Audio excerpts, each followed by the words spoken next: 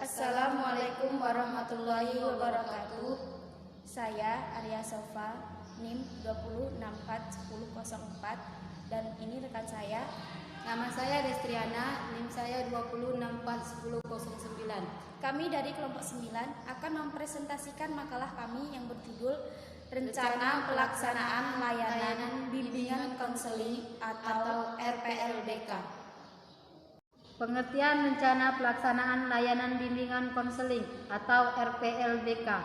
RPLBK dalam kegiatan pendidikan dapat diartikan sebagai rencana yang menggambarkan prosedur dan manajemen pembelajaran untuk mencapai satu atau lebih kompetensi dasar yang ditetapkan dalam stand isi dan dijabarkan dalam silabus.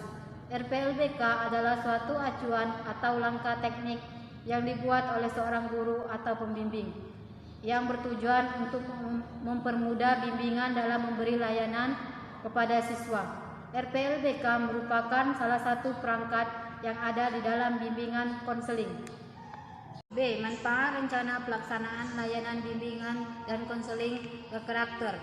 Seperti yang telah disebut di atas, bahwa RPLBK merupakan jabatan atau salah satu dari perwujudan berbagai macam program yang telah dibuat oleh guru BK. Sesuatu yang dibuat pasti mempunyai tujuan yang bisa memberikan keuntungan baik bagi guru BK maupun siswa. Keuntungan tersebut antara lain: A. Tujuan setiap langkah bimbingan dan konseling akan lebih terarat dan lebih jelas. B. Setiap guru bimbingan akan menyadari peran dan tujuannya. C. Penyediaan saran dan lebih sempurna. D. Pelaksanaan bimbingan dan konseling lebih mudah, teratur dan memadai. E. Mengakibatkan lebih erat komunikasi dan berbagai pihak yang berkepentingan dengan kegiatan bimbingan dan konseling. F. Adanya kejelasan kegiatan bimbingan dan konseling di antara keseluruhan kegiatan sekolah. G. Dengan adanya program bimbingan dan konseling, pelaksanaan akan lebih mudah untuk dipatuhi atau dievaluasi. C. Karakteristik rencana pelaksanaan layanan bimbingan dan konseling berkarakter.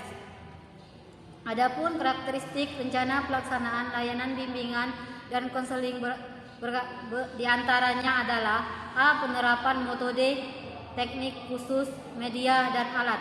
B. Penyampaian bahan dan pemanfaatan sumber bahan. C. Beraktivitas narasumber. D. Efisien waktu.